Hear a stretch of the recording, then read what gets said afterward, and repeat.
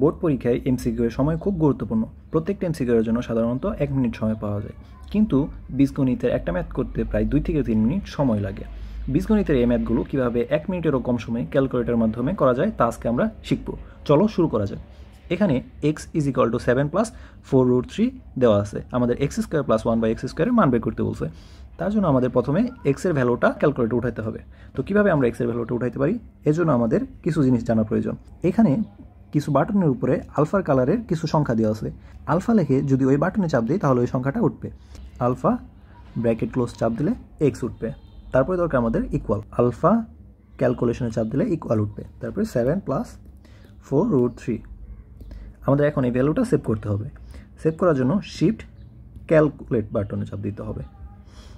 এখন এসি দিয়ে এটা ক্লিয়ার করে নিব। তারপরে আমাদের যেটা মান নির্ণয় করতে বলছে ওটা উঠাইতে হবে। আলফা x² + 1 ভাগ আলফা x² ইকুয়াল টু 194। আমাদের অ্যান্সার হবে 194। That's it.